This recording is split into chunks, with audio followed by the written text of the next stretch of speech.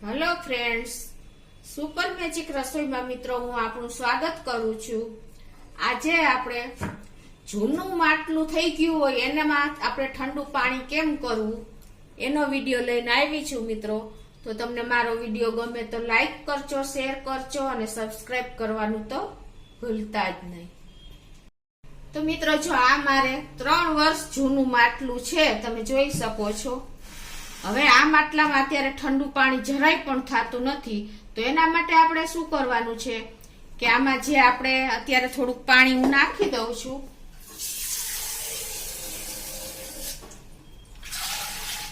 અને હવે આપણે આમાંથી માણસો કહેતા હોય છે કે તમારે ગોરામાં કોઈ દિવસ હાથ અડાડવાનો ન હોય, એના હિસાબે આપણું માટલું ઠંડુ થતું બંધ થઈ જાય છે। પણ મિત્રો એ સાવ ખોટી વાત છે, એવું કાંઈ નથી। આપણે હાથને ને માટીને કોઈ કનેક્શન જ નથી। તો હવે આપણે આને આ સરખી રીતે આ રીતે આપણે એકવાર વિચરી નાખવાનું, કેમ કે જૂનું માટલું હોય એટલે આપણે એને વિચરી નાખવું પડે, માટી જે કાંઈ હોય નીકળી જાય। અને એને આ રીતે આપણે નાખી દેશું બહાર પાણી। પછી તો આપણે શું કરવાનું છે કે એમાં આપણે 2 ગ્લાસ જેવું પાણી નાખવાનું છે। આ રીતે 2 ગ્લાસ પાણી નાખીને એકદમ આ રીઢું માટલું થઈ ગયું છે મિત્રો।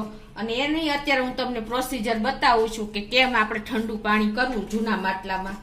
તો એમાં શું કરવાનું, અત્યારે મેં 2 ગ્લાસ પાણી નાખ્યું છે ને, તો હવે એમાં આપણે આ 1 ટેબલ સ્પૂન આપણે એમાં શું વસ્તુ ઉમેરવી તમને બતાવી દઉં। આ મારે 5 લીટરનું માટલું છે, તો અત્યારે હું 1 ટેબલ સ્પૂન સિંધાલું મીઠું નાખું છું મિત્રો। આ મીઠું નાખ્યા પછી આપણે જે આ 2 ગ્લાસ પાણી છે ને એમાં મીઠું આવી રીતે મિક્સ કરી લેવાનું હાથેથી। અને આ પાણી છે ને આપણે આખા માટલાને કવર થઈ જાય ને આમ એ રીતે બધે ફેરવી દેવાનું।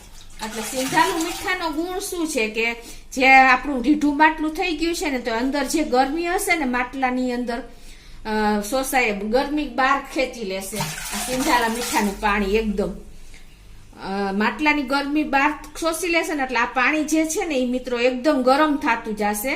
તો આ રીતે આપણે જો સિંધાલા મીઠા વાળું પાણી છે આખી માટલાની અંદરની સાઈડને આપણે કવર કરી દેશું આ રીતે મીઠાના પાણીથી। પછી તમારે આ મીઠું નાખેલું પાણી છે ને એમાં આપણે આ પોણું માટલું ભરી લેવાનું છે મિત્રો। હવે જો આ રીતે હું પોણું માટલું પાણીથી ભરી દઉં છું મિત્રો। તો જો આ રીતે આપણે પોણું માટલું પાણીથી ભરી લીધું છે। અને હવે આપણે છે ને એને આ રીતે આપણે જે ઢાંકણું હોય ને એને પણ આ રીતે ધોઈ નાખવાનું સરસ ચોખ્ખા પાણીથી। અને એને આપણે આ રીતે ઉપર ઢાંકી દેવાનું। અને હવે આને આપણે 2 કલાક આપણે આ પાણી પોણું માટલું ભરેલું છે ને તો આમને ઢાંકીને રાખશું, એટલે માટલાની જે ગરમી છે ને મિત્રો એ શોષી લેશે। અને આપણે પછી 2 કલાક પછી જોશું। તો મિત્રો જો 2 કલાક થઈ ગઈ છે અને હવે આપણે તમે આમાં માટલામાં હાથ અડાડશો ને તો આ પાણી એકદમ ગરમ લાગશે। એનું કારણ શું છે કે માટલાની જે ગરમી હતી ને એ આપણે સિંધાલું નમક નાખ્યું છે ને એ પાણીએ શોષી લીધું, માટલાની બધી ગરમી શોષાઈ ગઈ છે। અને તમે જોઈ શકો છો મિત્રો, આમ તમે હાથ અડાડો ને તમે રીતસર ફીલ થાય કે આ પાણી આપણું ગરમ થઈ ગયું છે। તો હવે આપણે શું કરવાનું છે, આ પાણીને આપણે કાઢી નાખવાનું છે આ રીતે। અને હવે એને આપણે આ રીતે ચોખ્ખા પાણીથી તમારી પાસે જે સ્ક્રબ હોય કે કપડું હોય એનાથી આપણે વિચરી લેવાનું છે અંદરથી આ રીતે પાણી નાખીને। તમારે આમાં છે ને એકદમ સોફ્ટ સ્ક્રબ કે કપડું લેવાનું છે, એટલે આપણું માટલું એકદમ સરસ ચોખ્ખું થઈ જાય આ રીતે। હવે એને આ રીતે વિચરા પછી મિત્રો આ પાણી કાઢીને પછી આપણે એમાં આવે આપણે મિત્રો શું કરવાનું છે કે આમાં આપણે ચોખ્ખું પાણી જે ફિલ્ટરનું હોય છે ને એ પાણી આપણે નાખીને એક વખત વિચરી નાખશું। તો આ ફિલ્ટર વાળું પાણી આપણે ગોરામાં નાખીને એને આ રીતે એકવાર વિચરી નાખશું, એટલે જે આપણે સોલ્ટ વાળું પાણી છે ને મીઠા વાળું પાણી એ બધું નીકળી જાય। દિવાલમાં કાંઈ ખારાશ જેવું ચોઈટું હોય તો એ બધું બહાર નીકળી જાય। આ રીતે મિત્રો તમારે એકદમ ફિલ્ટરના પાણીથી ચોખ્ખું કરી લેવાનું છે।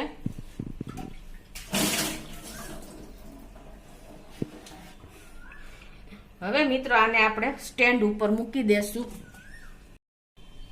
તો આ રીતે જો આપણે માટલું વિછરા પછી ક્લીન પાણીથી અને આ રીતે સ્ટેન્ડ ઉપર મૂકીને અને હવે ઠંડુ પાણી કરવા માટે આપણે આ રીઢું માટલું છે 3 વર્ષ જૂનું માટલું, તો એ આપણે આટલી પ્રોસીજર કરી, સિંધાલું નમક નાખીને એને 2 કલાક રાખ્યું અને પછી એકદમ 2 થી 3 પાણીએ ક્લીન પાણીએ સાફ કરી નાખ્યું.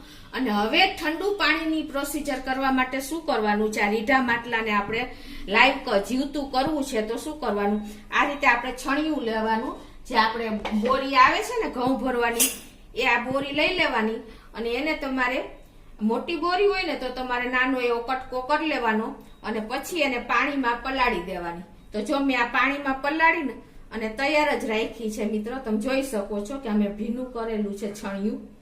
આ છણિયું આપણે મિત્રો ઉનાળામાં કેરી, કાચી કેરી હોય ને પકવવા માટે ઉપયોગ કરીએ છીએ. તમે જોઈ શકો છો.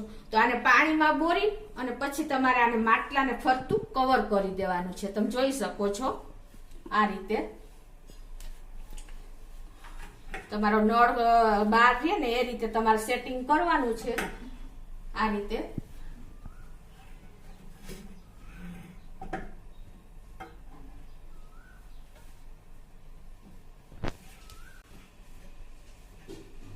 આ રીતે સેટિંગ કરીને મિત્રો તમારે જો કોઈની જરૂર પડે તો તમારે મદદ લેવાની, બાકી આ રીતે તમારે એને કવર કરી દેવાનું. તો પછી આ રીતે આપણે છણનું વીટા પછી તો એને તમારે આ દોરી સિંદરી હોય ને એનાથી આ રીતે તમારે બાંધી દેવાનું, એટલે તમારે ફરતું છણનું જે કપડું વીટાડ્યું છે ને એ સરસ એ રીતે પેક થઈ જાય. સેટ કર્યા પછી કપડું આ રીતે તમે જોઈ શકો છો.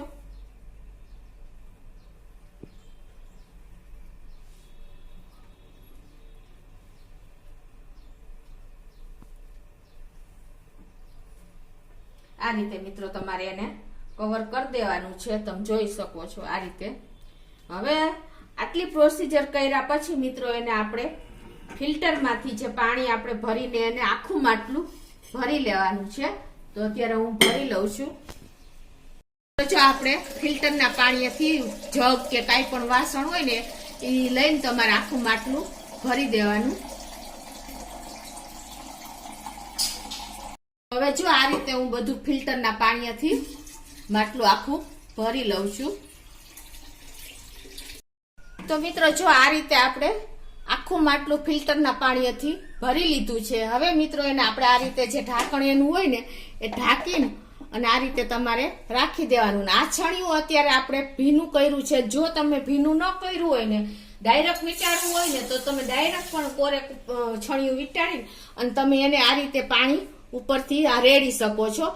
અને તમારે જો આ છણિયું કોરું થઈ જાય ને 2-5 કલાક પછી તો તમારે પાછું આ રીતે આપણે દાદી નાની વખતની આ મેથડ છે મિત્રો, તો આ રીતે પાછું તમારે એમાં પાણી રેડતું જવાનું ફરતું. ટૂંકમાં આ છણિયું આપણું કોરું ન થવું જોઈએ, એ ખાસ તમારે નોટ કરવાની છે મિત્રો.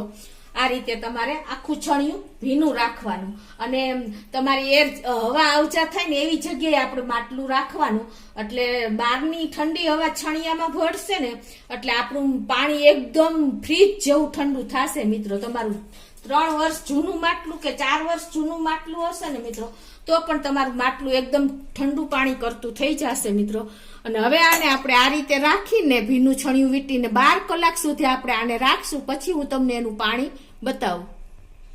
તો મિત્રો જો આપણે માટલું ભર્યું અને છણિયું વીટાડ્યું ને એમાં મેં 2 થી 3 વખત કોરું થયું એટલે પાણી રેડ્યું છે આમ છણિયા ઉપર.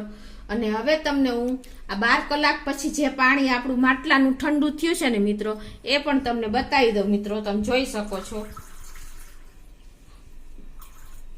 જો આ પાણી કેટલું ઠંડુ થયું છે મિત્રો, જો તમને બતાવી દઉં મિત્રો. તમને ખ્યાલ આવે છે? આટલું ઠંડુ પાણી મિત્રો 3 વર્ષ જૂના માટલાનું પાણી. તમે વિચાર કરો, તમે આ રીતે એક વખત ચોક્કસ ટ્રાય કરજો તો મિત્રો તમે ફ્રીજનું પાણી પીતા બંધ થઈ જશો. અને આપણા હેલ્થ માટે આ પાણી કેટલું ઉપયોગી છે ને એ તમે વિચાર કરતા થઈ જશો મિત્રો. જુઓ આ કેટલું ઠંડુ પાણી તમારે થાય છે.